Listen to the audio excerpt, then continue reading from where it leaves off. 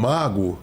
Você já viu isso, ele falando? Que o Trump é o mago. Sim, sim. Né? Que ele veio como se fosse um Shiva, né? Veio aqui para despentelhar a situação tudo, toda para depois construir. Tem um monte de situações. Mas a gente está falando tudo isso porque tudo isso fez parte do conceito do conceito. Na verdade, assim, o conceito é o que nós, da nossa modernidade. Modernidade, eu acho que a palavra já não cabe. Já não é cabe moderna, mais, mais do que isso, né?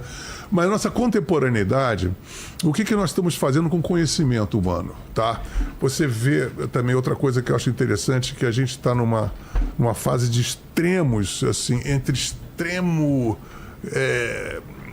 superficialidade total por um lado e tem uma outra parte que totalmente era de aquários, de New Age, parará, e os seres de outros planetas, a coisa dos seres de outros planetas, disclosure, tá muito avistamento de disco voador, e aí tem os robôs, inteligência artificial, genética. Então eu peguei tudo isso e comecei a fazer um percurso, como se fosse... Mas o que é? Você anota ideias, conceitos? Eu chego, eu sou meio caótico. Eu fico andando. Eu sou um cara que preciso para poder ter ideia, eu ando. Você anda na rua ou anda na casa? Ando na rua com bloquinho. Ah, é? Aí eu vou andando, vou oxigenando, vou tendo ideia. Bloquinho mesmo? Você é das antigas? Bloquinho. Não é no celular? Não, porque eu sou baterista, eu penso que a escrita, né, escrita. Ela muda completamente o meu raciocínio. Verdade. E agora agora na Suécia, por exemplo, os garotos estão sendo obrigados a voltar com a caneta, porque dizem que estão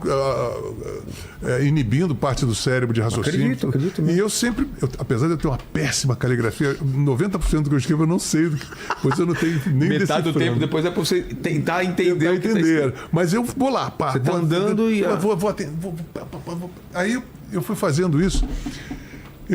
Um grande companheiro de viagem desse disco de passagem foi meu querido amigo Gerald Thomas. O Gerald está sendo muito importante. A gente já se conheceu há 20 anos atrás, mas desde o início, foi no ano passado, ele acompanhou e teve uma participação ativa. Deu 1000 pitacos, ele ouvia e dizia que isso aqui... E tem um outro personagem fantasma, que eu nem vou dizer qual é o nome, mas assim, também que ajuda depois uma coisa, depois eu conto, porque é muito interessante. Mas o Gerald me ajudou muito, e eu fui fazendo meio assim, quando eu falei, vou fazer, aí era assim, de manhã, bloquinho, pá, andava pela região da minha casa, chegava, aí pegava tudo aquilo, decifrando a tal da caligrafia, pegava principalmente a viola, ou também a gente ia fazer show, eu sempre falava, essa é mais portátil, então eu levava para o meu quarto, né?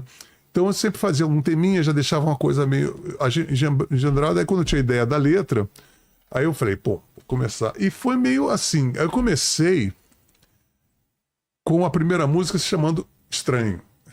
Mas aí o que acontece? Comecei a dissecar níveis que comecei a conceituar como estranheza, não sendo essa coisa que a gente acabou de dissecar. Por exemplo, conhece-te a ti mesmo. Uma figura que está há milênios na nossa... que é a maior luta de você se conhecer a você mesmo. Então você é um estranho para você mesmo, né? Então eu começo a fazer uma música que parece uma canção de amor. Não chora mais, tudo que eu quero é te decifrar, não sei o quê. E no final a música revela que a pessoa está falando consigo mesmo. E na verdade, assim, até então a pessoa...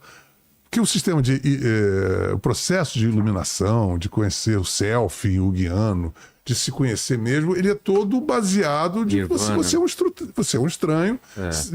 E basicamente 99,9% da população do mundo não estão muito longe de se conhecer. Então a primeira estranheza que tem é de si próprio. Né? Com certeza. Então, primeiro estranho. Aí eu pensei, vou compor. Aí eu pensei, aí me lembrei da Divina Comédia, eu falei, preciso de ter uma música que comece. E a música, eu pensei, preciso entrar num trem e entrar. E aí eu fiz, na tua noite ainda cabe o passageiro. Quer dizer, eu inventei uma Beatriz, quer dizer, um ânima, uma mulher, uma figura feminina que vá me conduzir por essa aventura que é o Vale da Estranheza. Então, então eu pensei, fendas na estrada, as fendas brilham, as fendas vão abrindo na estrada, vão se abrindo para novos universos, novos portais, enquanto o trem vai passando. Aí eu falei, bom, isso aqui vai servir para a pessoa que vai ouvir entrar na trip da parada, né? Aí, então essa música é um introito, tá? Aí você entra, aí você entra, aí você já tá no estranho. É o primeiro estranho, depois tem 2 estranhos. 2 estranhos é o quê? Aí sim, você tem o primeiro estranho é você. O segundo é o seu próximo, é o seu relacionamento mais próximo, que é a pessoa que divide com você, seu cúmplice, seu marido, seu namorado, sua namorada, seja lá quem for, sua paixão, que você acha que conhece, de repente se dá briga, daqui a pouco você olha pra pessoa assim, parece que você é um estranho para mim. Então, verdade. Então, essa música, na verdade, eu quis fazer uma música meio sertaneja para convidar a Roberta Miranda, que eu encontrei no shopping center. Olha. Aí eu fiz uma coisa meio guarânia. Depois eu não consegui falar mais com a Roberta e eu falei, eu fiz como se fosse um dueto, né? Eu e ela. Aí eu falei, se eu não conseguir achar ela, pum, aí eu juntei e fiz 2 estranhos, mas contando a história de que, por favor, meu amor, me perdoe, etc e tal, a nossa briga, não vamos terminar nossa existência com 2 estranhos, algo parecido. Então, só estou botando, primeiro, em desfile, o padrão de estranheza. Aí eu comecei a pensar, tem a estranheza coletiva, que é a rejeição de grupos por território. Aí eu fiz uma música chamada Desterritório, em que eu entro na concepção de pátria, de estrangeiro, estranho, de pessoas. Aí eu falo, logo no início, o sol, o sangue escorre dos penhascos e por onde tudo que baixa o sol, aquele sangue, aquela cor vermelha que tem no final da tarde. Sei.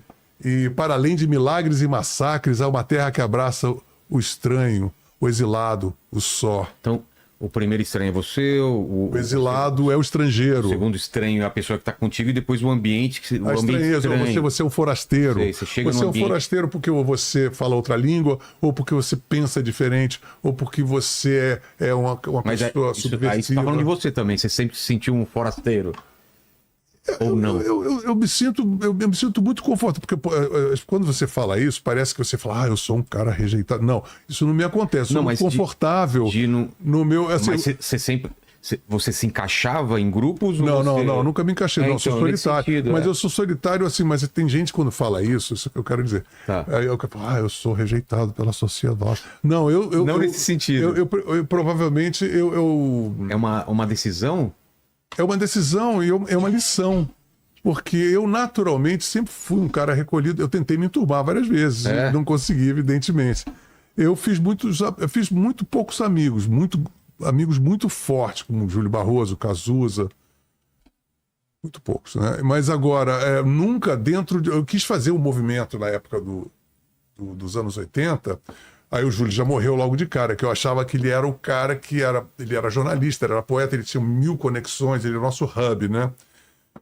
Ele morrendo, e logo em seguida o Cazuza morrendo, e aí eu me tornei um outcast, um cara fora disso tudo, e no início eu fiquei meio assim, aflito.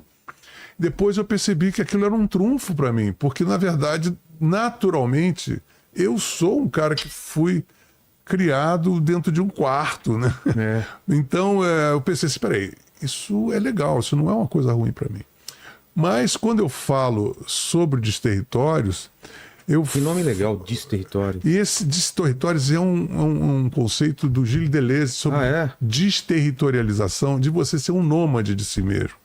Você ser um traidor, e eu sou o próprio, porque eu não tenho um time de futebol. Não tem? Eu não tenho um time de futebol. Absurdo. Eu não torço pra ninguém. Se a bola entra, eu falo oi. Se a bola entra, eu falo oi. Se fala gol contra, eu falo Então tá sempre bem, né? Eu não tenho envolvimento nenhum. Eu já nenhum tive. Esporte? Nenhum. Certo. Mas eu já fui leite do Flamengo. Pô. Eu sabia decorar todos os times. Quando que acabou 67, 70 foi o ápice do meu fanatismo na Copa do Mundo. Sei. Em 74, calhou. Eu ainda curtia futebol, mas aí eu fui fazer. Eu peguei a carona que a minha mãe pagou uma passagem para minha irmã de 15 anos, né? A minha irmã ficou pau da vida, mas eu fui visitar. Aí passamos um mês, justamente, mês da Copa do Mundo de 74, fazendo uma turnê pelos Estados Unidos. Tá. E aí, rapaz, lá em 74, cara, ninguém sabia que existia a Copa do Mundo. A informação era nenhuma. Você ligava a televisão num dia e nem dizia que existe Copa do Mundo. Ninguém Então eu falando fiquei sobre. alijado daquilo. Quando eu voltei, o Brasil perdeu, aí o carrossel holandês, só soube que existia isso depois. Aí isso já foi um distanciamento. Um afastamento. O outro distanciamento foi o fato de eu realizar que eu não sou um bom jogador, eu sou péssimo jogador de futebol, eu tentei ser jogador, e eu sou uma pessoa que preciso fazer aquilo para me envolver. Quando eu comecei a ver que eu não ia conseguir ser jogador de futebol e comecei a desenvolver musicalmente, a bateria, eu dei um salto quântico, comecei a tocar bateria, violão clássico, foi justamente entre 13, foi esse período. E eu, naturalmente, comecei um pouco a me destacar. Mas ainda pouco, eu era fanático pro futebol, chorava, tinha bandeira do Flamengo, e a Copa do Mundo, etc. E eu demorei, ainda encontrei o Zico, no início do ano, ele foi no camarim lá no Qualistage. Gente boa demais, cara. Falei, você foi a última geração que eu torci. Agora aquela parada do Lubrax 4 na camisa eu acabei. Eu falei, não. O quê? Eu falei, como?